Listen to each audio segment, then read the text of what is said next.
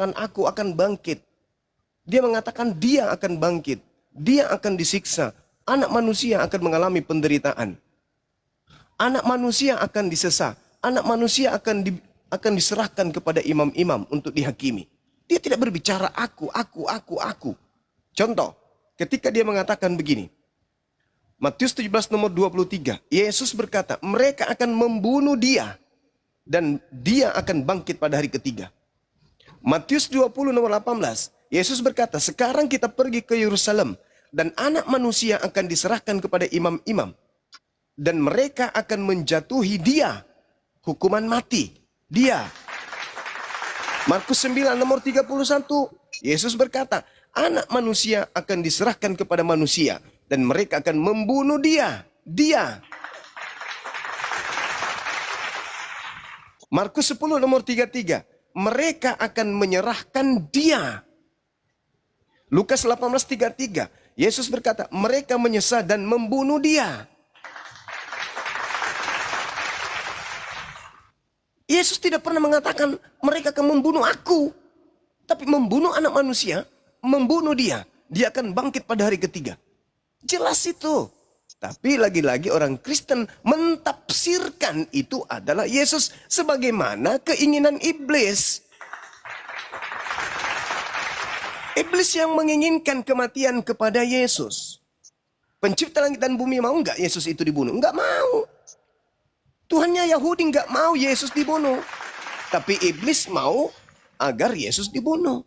Sekarang siapa yang berkuasa? Yesus kah? Iblis kah? Atau Tuhannya Yahudi yang berkuasa? Ketika Yesus ini, yang anak Maria ini digiring untuk dilakukan penangkapan terhadap dirinya. Apakah Elohim tinggal diam?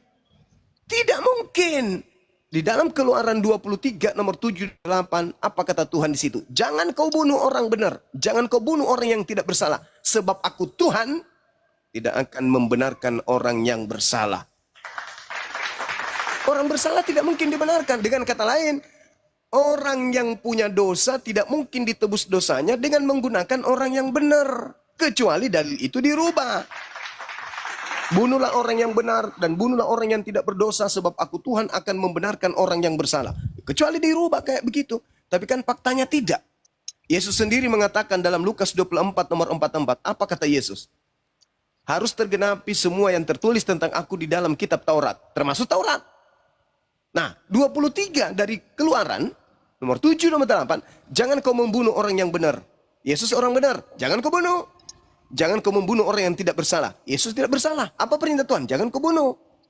Ketika orang benar dan orang tidak bersalah ini dibunuh, apakah itu menebus dosa? Enggak. Itu adalah membangkitkan dosa karena melanggar firman Tuhan. Tapi Kristen, dasar pengikut Kristus yang keluar dari kubur, yang tadinya larangan Tuhan dijadikan sebagai perintah Tuhan. Perintah Tuhannya jangan kau bunuh Yesus. Orang Kristennya mengatakan Yesus harus mati. Hayo. Tuhannya mengatakan di dalam Amsal 6 nomor 16. 6 kekejian di dalam diri Tuhan. Bahkan 7 hal yang dibenci oleh Tuhan. Yaitu orang yang menumpahkan darah orang yang tidak bersalah. Yesus bersalah enggak? Tidak. Ditumpahkan darahnya katanya. Oh, itu adalah satu hal yang sangat dibenci oleh Elohim. Tapi hal yang dibenci oleh Tuhannya Yahudi kok justru dijadikan sebagai jalan keselamatan oleh Kristen. Kenapa? Itulah kenapa Yesus melarang jangan kamu percaya kepada Kristus yang datang mengaku seperti aku. Dia akan menyesatkan banyak orang. Sebab Kristus palsu akan datang melakukan banyak mukjizat sekiranya mungkin menyesatkan banyak orang. Saudara, kalau Anda mengatakan di situ ada deru perang dan bla bla bla dan seterusnya, pahami. Sebelum Yesus Kristus ini dilantik menjadi Tuhan oleh otoritas gereja Katolik, terlebih dahulu Yerusalem, tanah Yudea, tanah Galilea itu diporak-porandakan oleh siapa? Vatikan Romawi, Imperium Romawi. Hancur Yerusalem itu dibuatnya. Orang-orang yang membaca kitab Torah itu dibunuh, dihabiskan. Baca kitab BKB 2, BKB 1. Anda baca di situ. Bagaimana kemudian otoritas Roma membunuh semua orang-orang yang membaca Taurat. Nah, setelah itu terjadi, barulah aksi daripada pengakuan Paulus bertemu Kristus ini dijadikan sebagai firman entah Tuhan yang mana. Lahirlah 13 buku, dijadikan sebagai panduan kekristenan. Lahirlah agama Kristen pertama kali sah di atas muka bumi ini dengan gelar Katolik Vatikan. Itu Kristen yang pertama, Kristen tertua, yang dihasilkan setelah terjadinya deru perang. Sehingga penyesat yang datang itu adalah menggenapi tentang kaitannya angkatan jahat. Saya kira begitu, Bung. Lembutkan hati saudara, jangan gengsi terhadap ijazah. Banyak orang yang mengaku punya ijazah, punya pendidikan, pernah sekolah, tapi ternyata palsu. Kalau Anda ijazahnya asli, ya, tapi sayangnya fakultas yang Anda tempati sekolah, bahkan universitas yang Anda lakukan itu tidak memiliki akreditasi, bahkan tidak memiliki validasi dari Yesus itu sendiri. Lebih baik Anda mundur, Anda pelajari Bible dengan tenang, karena sebagai tokoh, Anda sebagai orang yang terpelajar, sebagai pewarta, lah yang memiliki kewajiban menyelamatkan Kristen-Kristen yang lain. Silakan. Iya, begini Bang Suma. Saya kembali di mengenai Yesus ini yang disalib. Karena memang kalau saya cuma mau tanya, apakah Bang Suma percaya bahwa Yesus itu disalib atau tidak? Dijawab dulu. Pertanyaan yang sangat baik. Yang disalib itu adalah orang yang dikutuk oleh Elohim. Dalilnya di mana? Galatia 3 nomor 13, rangkaiannya, runutannya, benang merahnya ada di Ulangan 21 nomor 22 23. Yang disalib harus memenuhi syarat, dua syaratnya. Yang pertama, pelaku maksiat, pelaku dosa yang sepadan dengan hukuman mati. Yang kedua, orang ini wajib hukumnya jatuh pada predikat dikutuk oleh Tuhannya Yahudi. Dua syarat ini harus terpenuhi, baru disalibkan. Kalau tidak terpenuhi, maka ketika orang itu disalib, maka itu adalah salah sasaran. Yang kedua, menurut hukum Roma, yang disalib ini adalah penjahat nasionalis. Yesus bukan penjahat nasionalis, dan Yesus bukan orang yang dikutuk Elohim. Berarti yang disalib itu adalah bukan Yesus, melainkan orang yang diserupakan. Satu hal, menutup jawaban saya. Anda baca Markus 16 nomor 12. Pengarang Markus, penulis wartawan Markus, kitab Markus, mengatakan, Yesus menampakkan diri dalam rupa yang lain. Pertanyaan saya, dari mana pewarta Markus tahu kalau yang muncul itu adalah Yesus asli, padahal dia sudah dalam bentuk rupa yang lain? Apakah ada Yesus pernah mengatakan, hei Markus, saya Yesus loh, tapi sekarang saya sudah pakai skinkernya Bang Suma, maka rupaku sudah berubah? Ada enggak? Itu tidak pernah terjadi. Demikian juga yang tertulis di kitabnya Lukas, di buku kedua, Kisah Para Rasul 25 nomor 19. Mereka berselisih paham tentang seseorang bernama Yesus Kristus. Ada yang mengatakan sudah mati, tetapi Paulus berkata dia masih hidup. Berselisih paham. Jadi menurut kesimpulan Bang Suma, penyaliban itu terjadi. Tetapi yang disalib bukanlah Yesus, melainkan orang yang menggantikan Yesus, yaitu pelaku yang dikutuk oleh Tuhannya Yahudi. Demikian. Iya, baik. Saya menjawab ya Bang Suma. Silakan. Iya. Jadi standar yang telah disampaikan oleh Bang Suma itu benar, bahwa orang yang disalib harus memenuhi standar-standar yang telah Bang Suma sampaikan. Bagus. Tapi yang perlu kita ketahui bersama bahwa ketika desakan untuk Yesus disalib, Pilatus ini kan kalau kita lihat sebenarnya dia ada di posisi yang netral. Dan dia sangat sadar betul bahwa Yesus itu tidak pantas untuk disalib karena dia diketahui tidak bersalah. Sudah disidang berulang-ulang kali, tetapi menurut Pilatus bahwa Yesus tidak bersalah. Tetapi yang menyalahkan Yesus dan dipaksa untuk bersalah adalah mereka para Sanhedrin sebenarnya kalau kita ikuti bersama. Jadi sekalipun Pilatus membela Yesus yang tidak bersalah itu menurut hasil penyelidikan dari Pilatus, tetapi ini desakan dari para Sanhedrin, entah karena pertimbangan apa, dan pada akhirnya Pilatus memutuskan untuk menghukum mati Tuhan Yesus, tetapi dia tidak bertanggung jawab atas penyaliban itu. Yang saya tahu begitu. Jadi kematian Yesus Kristus adalah penyaliban Tuhan Yesus adalah seutuhnya Yesus itu sendiri, bukan yang diserupakan atau yang lain. Mungkin begitu yang saya pahami, Bang Suma. Oke, baik. Saya paham itu, Bung. Terkait dengan tragedi ini, Anda boleh baca kesimpulan tanggapan daripada Pilatus di Matius 27 nomor 18. Oke, siap, Ya, Bang. Gubernur Pilatus paham betul bahwa mereka menyerahkan Yesus untuk disalibkan karena dengki. Catat kata dengki ini. Jadi tidak ada kemudian alasan yang dibenarkan berdasarkan keinginan Tuhan. Ingat di Matius 16 ketika kemudian Petrus dikatakan apa? Enyahlah iblis, engkau adalah batu sandungan bagiku. Engkau hanya memikirkan apa yang dipikirkan oleh manusia. Engkau tidak memikirkan apa yang dipikirkan oleh Tuhan.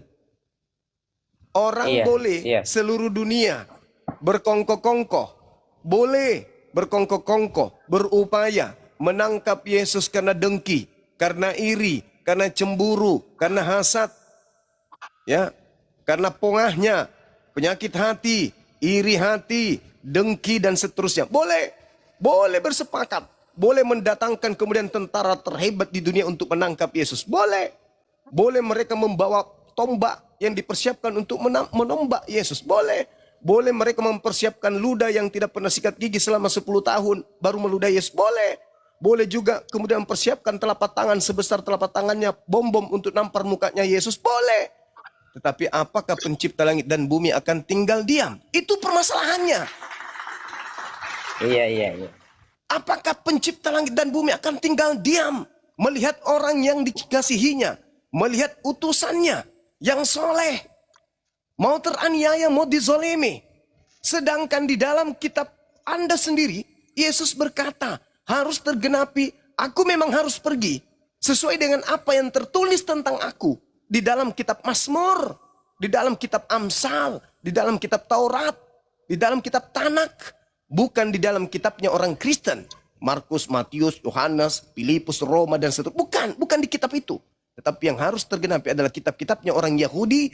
Bagaimana Tuhan kemudian menceritakan bagaimana dia berkarya menyelamatkan orang-orang yang dikasihinya. Iya. Ini yang terjadi ketika Yesus digiring, ingin ditangkap. Tuhan menyelamatkan dia.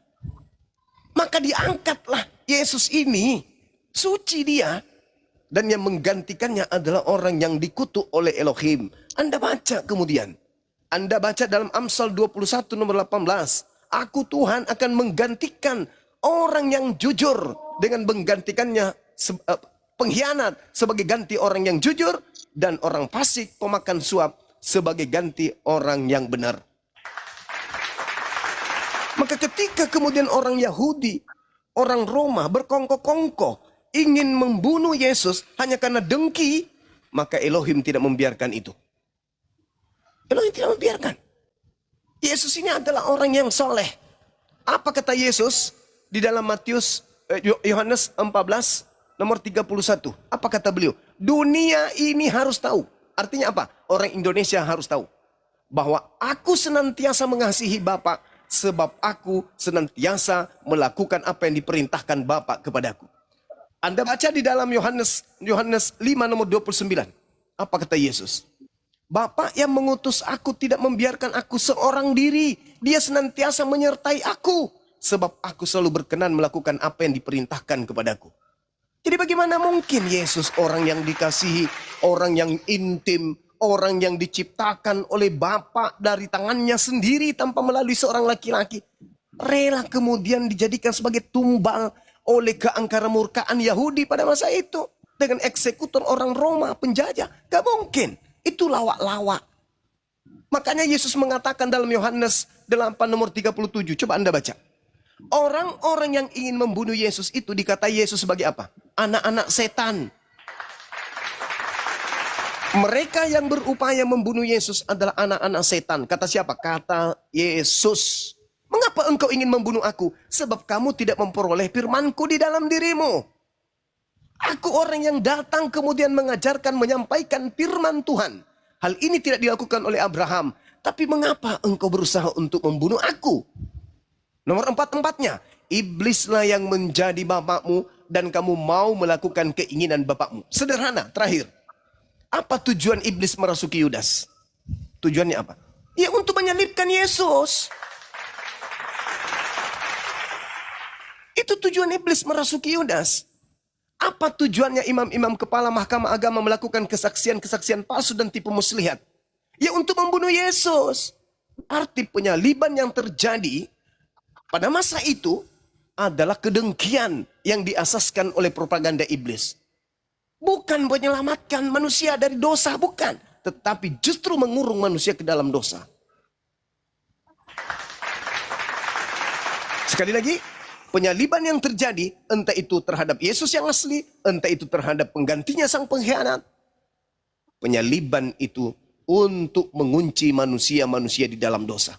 Kalau Anda ingin keluar dari kunci tersebut, silakan. Mumpung masih ada kesempatan. Karena Petrus berkata, coba Anda baca, buka Bible sekarang, Kisah Para Rasul 2, Petrus berkhotbah, di data nomor 29, nomor 30, 31, 32, 33, 34, 35, sampai nomor 40, Petrus berkhotbah dengan sangat jelas di sana. Apa kata Petrus? Bukankah Daud itu adalah kakek kita dan kuburannya masih ada di tengah-tengah kita? Beliau kakek kita ini telah bernubuat tentang bangkitnya seorang Mesias yang tidak mengalami kematian, yang jasadnya tidak ditinggalkan dalam kubur, tetapi di data nomor 33 yang dikatakan, dia akan diangkat oleh tangan kanan Elohim ke langit. Jadi, kata Petrus, Yesus yang kau salibkan itu, maksudnya Kristus yang kau salibkan itu, maksudnya yang palsu yang telah kau salibkan itu, telah dijadikan menjadi Kristus untuk kalian. Telah dijadikan menjadi Tuhan untuk kalian. Inilah yang dikatakan oleh Al-Quran sebagaimana pembuka tadi yang saya katakan kepada saudara-saudara yang ada di sini. Al-Quran mengatakan, karena mereka ingkar terhadap Rasul-Rasulku, maka apa kata Allah? Inna ja'alna syayatin awliya'a lilladina la yu'minun. Aku menjadikan iblis sebagai pemimpin, sebagai tuan, sebagai sayyid, sebagai rab, sebagai Tuhan bagi orang-orang yang tidak beriman. Maka ketika orang-orang yang menyalibkan Yesus ini tersadarkan, mereka bertanya kepada Petrus, Petrus, apa yang harus kami lakukan? Apa kata Petrus kepada mereka? Nomor 40-nya. Bertobatlah dan tinggalkanlah angkatan jahat ini. Angkatan jahat, ketika Yesus ditanya di dalam Matius 12, Guru, tolong berikan kami tanda. Apa kata Yesus? Angkatan jahat ini minta satu tanda. Dan tidak akan diberikan satu tanda apapun selain tanda Yunus. Sebab Yunus 3 hari 3 malam dalam perut ikan. Demikian juga anak manusia akan berada di perut bumi. Di perut bumi 3 hari 3 malam. Artinya kebangkitan hari ketiga itu adalah tanda untuk angkatan jahat. Menurut Yesus. Menurut Petrus. Kebangkitan hari ketiga juga itu adalah untuk angkatan jahat. Menurut Yahudi. Apakah kebangkitan hari ketiga itu kebangkitan Tuhan dari dalam kubur? Tidak. Itu untuk akan dijadikan sebuah lelucon oleh orang-orang Yahudi. Menurut Islam, apakah kebangkitan hari ketiga itu adalah simbol keselamatan? Tidak. Menurut Kristen, apakah kebangkitan hari ketiga itu adalah keselamatan? Ya. Berarti angkatan jahatnya diwariskan kepada Kristen. Silakan Anda renungkan. Saya hanya meluruskan apa yang ada di dalam Bible. Silakan.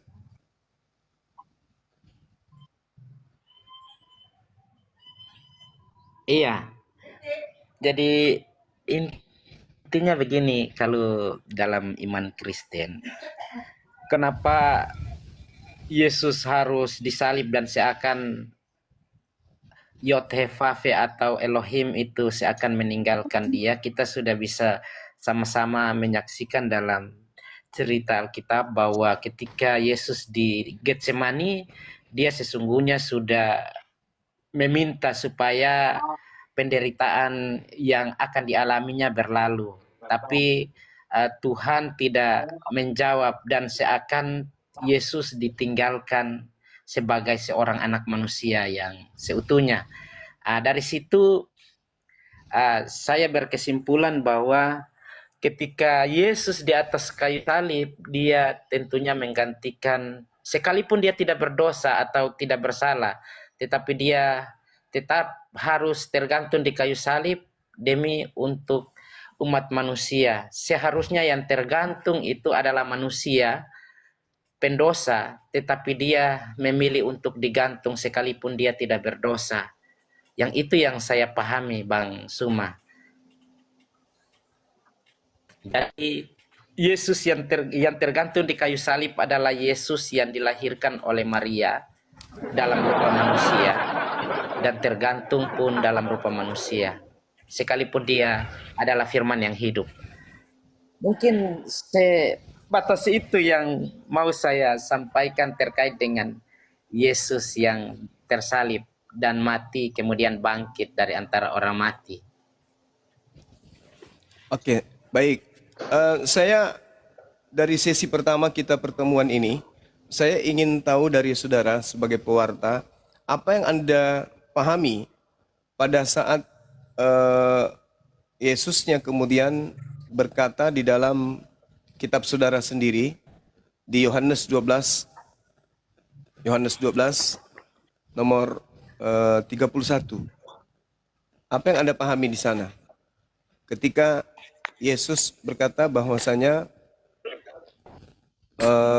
sekarang saatnya penghakiman atas dunia ini dan juga penguasa dunia ini akan diusir, yaitu iblis, dan akan dilemparkan keluar. Keluar dari mana? Kalau saya pahami saudara, keluar dari kubur. Karena ini nubuatan.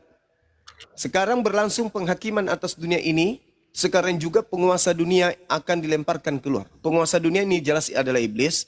Iblis ini dilemparkan dari mana? Bukankah kasus pelemparan iblis sudah terjadi zaman Adam? Ketika iblis dilemparkan dari Gan Eden, iblis dilemparkan keluar. Nah sekarang terjadi lagi pelemparan. Pelemparan kemana? Iblis ini dilemparkan dari mana? Kalau saya memahami, iblisnya dilemparkan keluar dari kubur. Karena Yesus mengatakan dalam Yohanes 6 nomor 70. Nomor 70. Bukankah aku yang memilih engkau yang 12 dan satu di antaramu adalah iblis. Iblis yang dimaksud di sini adalah Yudas. Kalau yang disalib ini ternyata orang yang dikutuk oleh Elohim dan syaratnya yang tadi kita sepakat 2, maka yang memenuhi syarat itu adalah Yudas. Berarti tanggalkan dulu Yesus karena tidak memenuhi syarat. Kita pakai Yudas. Apakah Yudas ini memenuhi syarat untuk disalib? Memenuhi syarat. Yang pertama dia pengkhianat. Yang kedua dia memenuhi syarat. Di dalam Ulangan 27 nomor 25, terkutuklah orang yang makan suap untuk ya. Bang, saya jawab Saya dulu yang teruskan dulu. tadi yang dibuang keluar ya. Oke. Oke, siap. Iya, silakan. Oh, Silakan. Iya, yang dimaksudkan dibuang keluar karena pada saat manusia berdosa di Taman Eden, ini dari pemahaman saya, dari sisi pemahaman kekristenan saya ya, bahwa ketika manusia berdosa, mereka itu sepenuhnya manusia itu dalam kuasa dosa. Dalam kuasa dosa berarti mereka ada di dalam genggaman setan atau iblis, tapi disertai oleh Tuhan juga. Yang dimaksudkan oleh dibuang itu berarti iblis itu dibuang dari kekuasaannya kepada manusia pada saat itu. Jadi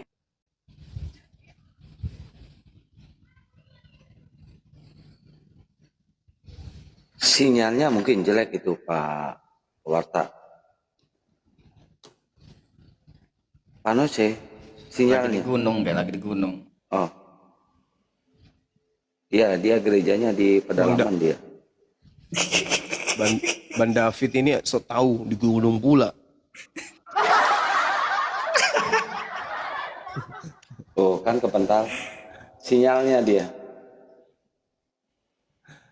Iya, jadi teman-teman, tadi kita mendengarkan bagaimana beliau mentafsirkan. Padahal kalau beliau itu belajar, betul-betul belajar. Kita lihat di dalam Yesaya 14, nomor 12 sampai nomor 15. Iblis itu dilemparkan masuk ke dalam kubur. Itu jelas itu. Makanya Yesus mengambil data itu dan mengatakan angkatan jahat ini minta satu tanda dan tidak akan diberi tanda kepada mereka selain tanda anak manusia akan keluar dari kubur pada hari ketiga. Nah, itulah yang dimaksud. Makanya makhluk yang keluar dari kubur ini nantinya di padang di Pulau Patmos akan mengaku tuh sebagai bintang timur. Siapa bintang timur ini? Baca